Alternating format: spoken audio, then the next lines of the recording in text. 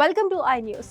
ఒకప్పుడు సమాజాన్ని తమ కంట్రోల్లో ఉంచుకోవటానికి రాజులు, సర్వాధికారులు లైబ్రరీలను తగలబెట్టేవారు. పుస్తకాలను బ్యాన్ చేసేవారు. ఎందుకంటే చదివే సమాజాన్ని బానిసలుగా మార్చడం అసాధ్యమని వాళ్లకు తెలుసు. కానీ 2026 డిజిటల్ యుగంలో ఏ డిక్టేటరు పుస్తకాలను తగలబెట్టాల్సిన అవసరం లేదు. ఎందుకంటే మనకు మనమే చదవటం పూర్తిగా మానేస్తున్నాం. పుస్తకాలు మాయమవటం కాదు, చదివే మనుషులే మాయమైపోతూ ఉండటం ఈ శతాబ్దపు అతిపెద్ద ట్రాజెడీ. మరి స్మార్ట్ ఫోన్లు ప్రపంచంలో మనుషులు బుక్స్ చదవటం మానేస్తే ఎలాంటి డేంజర్ రాబోతోంది? స్పెషల్ స్టోరీలో ఇప్పుడు చూద్దాం.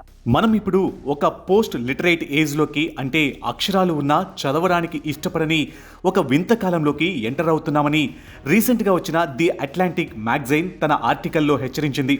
దాదాపు 40 ఏళ్ల క్రితమే నీల్ పోస్ట్మన్ అనే రచయిత తన బుక్లో ఒక ఇంట్రెస్టింగ్ కంపారిజన్ చేశారు. జార్జ్ ఆర్వెల్ రాసిన 1984 నవలలో సమాజంలో పుస్తకాలను బలవంతంగా బ్యాన్ చేస్తారని, ఇన్ఫర్మేషన్ దొరకకుండా మనుషులను బానిసలుగా మారుస్తారని భయపడ్డారు. కానీ ఆల్టాస్ హక్లీస్ అనే మరో రైటర్ బ్రేవ్ న్యూ వరల్డ్ అనే నవలలో మరో డేంజరస్ యాంగిల్ను ఊహించారు. భవిష్యత్తులో పుస్తకాలను ఎవరూ బ్యాన్ చేయరని, అసలు మనుషులకే బుక్స్ చదివే ఇంట్రెస్ట్ పోతుందని, విపరీతమైన ఇన్ఫర్మేషన్ డిస్ట్రాక్షన్ మధ్య మనుషులు కేవలం ఎంటర్టైన్మెంట్ కోసం మాత్రమే బతుకుతూ తమ ఆలోచన శక్తిని కోల్పోతారని హక్స్లీస్ చెప్పారు. ఈరోజు మన చుట్టూ ఉన్న రియాలిటీని చూస్తే జార్జ్ ఆర్వెల్ భయపడిన దానికంటే హక్లీస్ ఊహించిందే నిజం అవుతున్నట్లు కనిపిస్తుంది.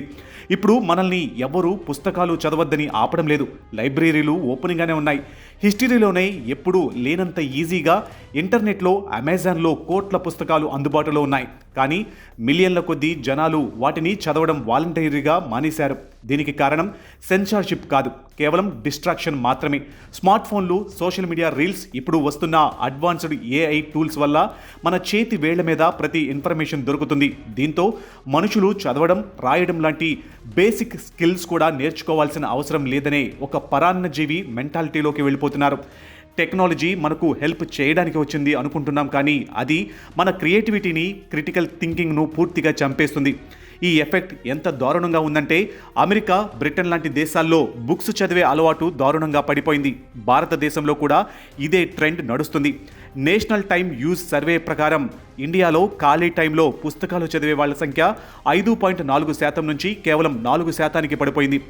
పర్సెంటేజ్ చిన్నగా కనిపించినా దీని వెనుక కోట్ల మంది జనాలు పుస్తకాలకు, ఆలోచించే శక్తికి దూరమయ్యారని అర్థం చేసుకోవాలి. స్కూల్స్ ఫోర్స్ చేయడం వల్ల పిల్లలు చదువుతున్నారు, కానీ యువత, మిడిల్ ఏజ్ వాళ్ళు, చివరికి ఓల్డ్ ఏజ్ పీపుల్ కూడా బుక్స్ ముట్టుకోవడం లేదు. యావరేజ్గా ఒక మనిషి రోజుకు 10 గంటల కంటే ఎక్కువ టైం స్క్రీన్ల ముందే గడుపుతున్నారు. టాప్ కాలేజీల్లో ప్రొఫెసర్లు చెప్తున్న దాని ప్రకారం స్టూడెంట్స్ ఇప్పుడు ఒక చిన్న స్టోరీని లేదా చిన్న నవలను కూడా పూర్తిగా చదవలేకపోతున్నారు.